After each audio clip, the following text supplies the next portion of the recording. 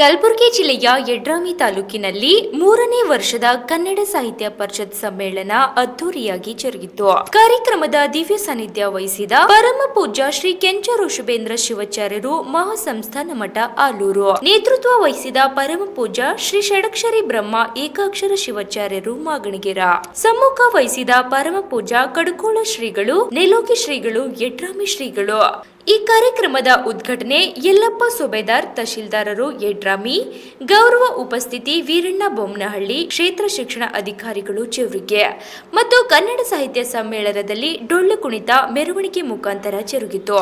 ಸುತ್ತಮುತ್ತಲಿನ ಗ್ರಾಮಸ್ಥರು, ತಾಲೂಕು ಪದಾಧಿಕಾರಿಗಳು, ಸದಸ್ಯರು ಈ ಕಾರ್ಯಕ್ರಮದಲ್ಲಿ ಭಾಗವಹಿಸಿದ್ದರು. Bureau report Mahadesham Biradar, Yadrami. ನಮಗೆ ನೆನಪಾಗೋದು ಏನಪ್ಪಾ ಅಂತ ಕೇಳಿದ್ರೆ ಕನ್ನಡ. ಇವತ್ತು ತಾವೆಲ್ಲರೂ ಕೂಡ ಕೇಳಿರಿ, ಕನ್ನಡ ಅಂದ ತಕ್ಷಣ ನೆನಪಾಗೋದು ಏನಪ್ಪಾ ಅಂತ ಕೇಳಿದ್ರೆ ರನ್ನ ಪಂಪ ಜನಿಸಿದ ನಾಡು ಈ ಕನ್ನಡ ನಾಡು. ಈ ಕನ್ನಡ ನಾಡು ಅಂದ ತಕ್ಷಣ ನೆನಪಾಗೋದು ಏನಪ್ಪಾ ಅಂತಂದ್ರೆ ಈ ಕನ್ನಡ ಮಣ್ಣಿನೊಳಗೆ ಏನಿದೆ ಅಂತ ನಾವೆಲ್ಲರೂ ಕೂಡ ಪ್ರಶ್ನೆ ಮಾಡಿಕೊಳ್ಳಬಹುದು. ಕನ್ನಡ ಮಣ್ಣಿನೊಳಗೆ ಏನಿದೆ ಅಂತಂದ್ರೆ ಇಲ್ಲಿ ಪ್ರೀತಿ ಇದೆ, ಇಲ್ಲಿ ತ್ಯಾಗವಿದೆ, ಇಲ್ಲಿ ಪರೋಪಕಾರದ ಗುಣವಿದೆ, ಧೈರ್ಯವಿದೆ, ಶೌರ್ಯವಿದೆ. ಅಷ್ಟೇ ಅಲ್ಲ, ಅಂತಃಕರಣ ಇದೆ. ಇಂತಹ ಕನ್ನಡ ನಾಡಿನೊಳಗೆ ಹುಟ್ಟಿರುವಂತ ನಾವೆಲ್ಲರೂ ಕೂಡ ಸೌಭಾಗ್ಯವಂತರು. ಕಾರಣ ಇಷ್ಟೇ, ಕನ್ನಡ ನಾಡು ಅಮ್ಮನ ಮಡಿಲು. ಕನ್ನಡ ನಾಡು ಅಮ್ಮನ ಮಡಿಲು. ಇದು ಯಾವುದು ಅಂತ ಕೇಳಿದ್ರೆ ಕಲೆ, ಸಂಸ್ಕೃತಿ, ಸಾಹಿತ್ಯದ ನೆಲವೀಡು ಅದು ಕನ್ನಡ ನಾಡು. ನಾವೆಲ್ಲರೂ ಕೂಡ ಕನ್ನಡ ಭಾಷೆಯನ್ನ ಸುಮಧುರ ಭಾಷೆ ಅಂತ ಕರೀತೇವೆ. ಕಾರಣ ಇಷ್ಟೇ, ಕಿವಿಗೆ ಇಂಪನ್ನ ಮನಸ್ಸಿಗೆ ತಂಪನ್ನ ಕೊಡುವಂತ ಏಕೈಕ ಭಾಷೆ ಅದು ಕನ್ನಡ ಭಾಷೆ ಅಂದ್ರೆ ಮಾತ್ರ ನಾವೆಲ್ಲರೂ ಕೂಡ ನೆನಪಿಸಿಕೊಳ್ಳಬೇಕಾಗ್ತದೆ. ಕಾರಣ ಇಷ್ಟೇ, ಒಬ್ಬ ಕವಿ ಬಹಳ ಸುಂದರವಾಗಿ ಬರೀತಾನೆ. ಏನಪ್ಪಾ ಅಂತಂದ್ರೆ ಕನ್ನಡ ನುಡಿಯೇ ನೀನೆಷ್ಟು ಚಂದ, ಕನ್ನಡ ನುಡಿಯೇ ನೀನೆಷ್ಟು ಚಂದ, ಏನು ಗೀಚಿದರೆ ಆಗಿದೆ ಶ್ರೀಗಂಧ ಅನ್ನುವಂತ ಮಾತಿನೊಳಗ ಕನ್ನಡ ಮಾತನ್ನ, ಕನ್ನಡ ಒಂದು ಅಕ್ಷರಗಳನ್ನ ಪ್ರತಿಯೊಬ್ಬ ಮನುಷ್ಯನು ಕೂಡ ಅರ್ಥ ಮಾಡ್ಕೊಳ್ಬೇಕಾಗ್ತದೆ. ಇವತ್ತ ಪಂಪ ಒಂದು ಮಾತನ್ನ ಬಹಳ ಸುಂದರವಾಗಿ ಬರೀತಾನೆ. ನಾನು ಮನುಷ್ಯನಾಗಿ ಮುಂದಿನ ಜನ್ಮದೊಳಗ ಮನುಷ್ಯನಾಗಿ ಹುಟ್ಟಬೇಕು ಅಂತಂದ್ರೆ ಅದು ಕನ್ನಡ ನಾಡಿನೊಳಗ ಹುಟ್ಟುತ್ತೇನೆ. ಮನುಷ್ಯನಾಗಿ ಹುಟ್ಟುವಂತ ಒಂದು ಯೋಗ್ಯತೆ ನನ್ನಲ್ಲಿಲ್ಲದಿದ್ದರೆ ಏನಾಗಿ ಹುಟ್ಟೇನೆ ಅಂತಂದ್ರೆ ಮಕರುಂಬೆಯಾಗಿ, ಕೋಗಿಲೆಯಾಗಿ ಹುಟ್ಟೇನೆ ಎನ್ನುವಂತ ಮಾತನ್ನ ಪಂಪ ಹೇಳುತ್ತಾನೆ.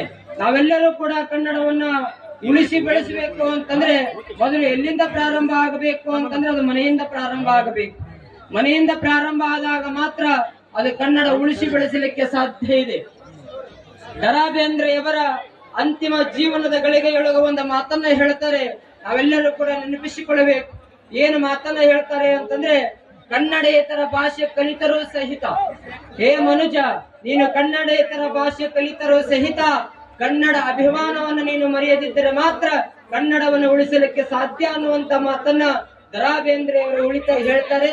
ಕಾರ್ಯಕ್ರಮಕ್ಕೆ ಸಂಪೂರ್ಣವಾಗಿ ನಮ್ಮ ಬೆಂಬಲ ಇದ್ದೇ ಇದೆ ಅಂತಕ್ಕಂಥ ಮಾತನ್ನ ಈ ಸಂದರ್ಭದಲ್ಲಿ ಹೇಳೋದ್ರ ಮುಖಾಂತರ, ಈ ಒಂದು ಸಾಹಿತ್ಯ ಸಮ್ಮೇಳನ ಮುಖಾಂತರ ಇವತ್ತು ಬಹಳಷ್ಟು ಜನ ಶಿಕ್ಷಕರು ಇಲ್ಲಿ ಮಕ್ಕಳಿದ್ದಾರೆ.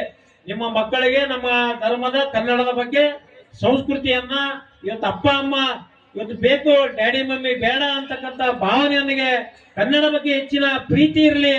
ಬೇರೆ ಸಮಾಜಕ್ಕೆ ನಾವು ಗೌರವಿಸೋಣ, ನಮ್ಮ ಬೇರೆ ಭಾಷೆಗೆ ಗೌರವಿಸೋಣ.